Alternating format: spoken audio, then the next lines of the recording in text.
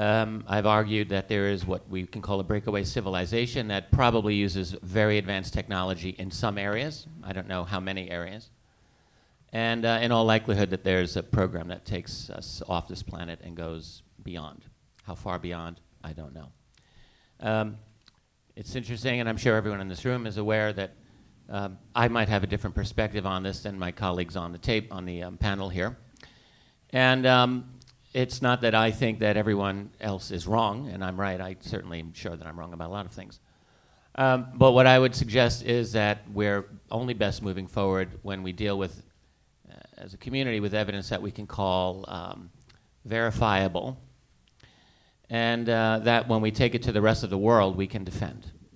So that's a concept we can call falsifiability, which means that it doesn't mean something's false. It means that you can test it to see whether it's true or false. And it's been my contention that some of the information presented at this conference is not falsifiable, and therefore really cannot qualify as actual evidence. It might be true, might not be true, but if I can't test it, if I can't have any opportunity ever to test it, then it really needs to be set aside, and we can put it in the gray box. Evidence just doesn't include documents. It also includes testimony. Both testimony as to what witnesses saw and did, and documents where chain of custody have been proven are valid forms of evidence. And even though a lot of testimony is admissible in a court of law, some people find that the scientific method works better for them. And I think that people like us that have information that we don't have a whole lot of corroboration or documentation behind, we need to understand also that there are different personality types out there, different ways of approaching problems, left brain, right brain individuals. And each of us are going to look for different types of information to validate either our experiences or what we think is reality.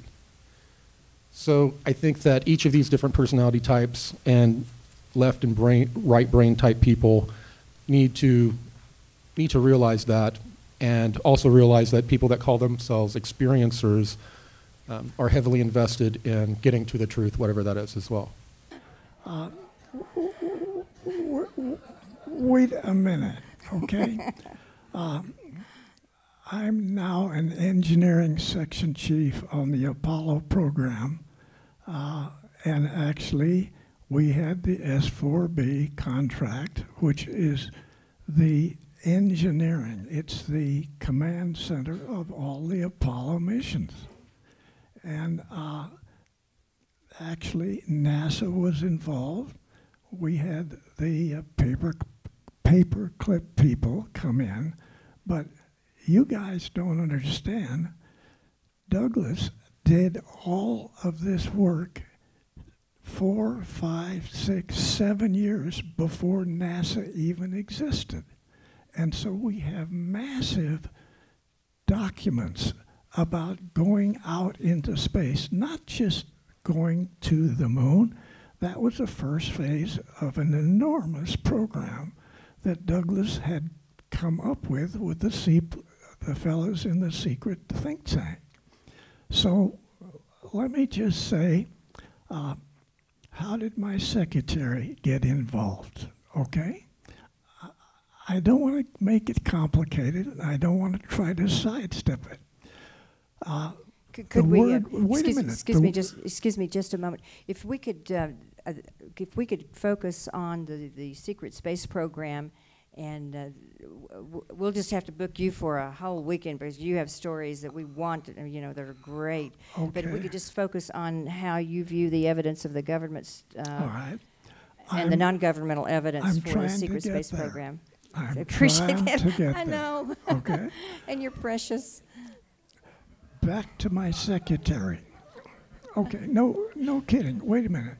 We have in Douglas meetings every single day on the Apollo program. And when we're working together, trying to come up with an answer of a major problem on the Apollo program, my secretary puts it in my head and says, Bill, tell them certain information. This was always the correct information. Now, I cannot say that this didn't happen. What I can say about the Mars Jump Room program is that I stand by the 7 whistleblowers who have thus far come forward and described going to Mars via jump room. And those individuals, in my opinion, are Michael C. Relf, Arthur Neumann, who was the Henry Deacon informant to Project Camelot, myself, my fellow jumper, William Brett Stillings, my dear friend Laura Eisenhower, who brought some very interesting testimonial evidence, which I'll describe in closing, and then Bernard Mendez and William Whitecrow, who was known as William Paris back when he was my martial arts instructor on Pegasus, and then I ran into him when he was serving as a U.S. Army Guard on Mars in the 1982-83 timeframe. Let me just close with 3 very conspicuous points about this testimonial evidence, and I'll use it as an example to show how testimonial evidence can lead to ineluctable conclusions just based on logic. Let me share one that involves Laura Eisenhower. When Laura came forward and stated that she was subjected to a recruitment campaign to go to Mars with her then 2 10-year-old twin boys, Gavin and Garrick Eisenhower, who are certainly astronaut material, she stated in an interview to Alfred Lembermont Weber that she was told she was going to be going to Mars via Ark. And in her discussion of that, she thought, well, they're analogizing to Noah's Ark, and they're calling these space planes that are going to take us to Mars Arks, A-R-K. In fact, I know because of my training and my project experiences in the CIA's Mars Jump Room program, right, that the jump rooms, the technical term for the jump rooms was ARC, Aeronautical Repositioning Chamber. And just in closing, let me provide another lead that the testimonial evidence has led to, and that is William Whitecrow and I have provided not just very controversial evidence of taking a jump room to Mars many times, but the fact that in the 1982-83 time frame, at the building in El Segundo, California, where the West Coast jump room was, we encountered a very famous American who was supposed to be dead already, and that was Howard Hughes.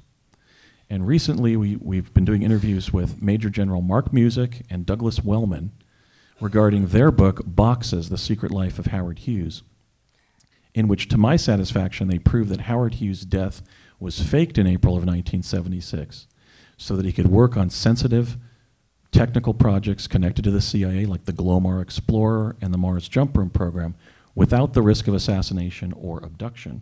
We're only best moving forward when we deal with, as a community, with evidence that we can call verifiable. Definitely been a lot of research in these programs into the soul and transferring the soul, verifying the existence of a soul. So what the interesting part is that the Nazis, they originally began to, I guess, marry some of these esoteric kind of principles, I guess we would call, with science. And they started developing what were some very interesting scientific theories and ideas about how to create technology.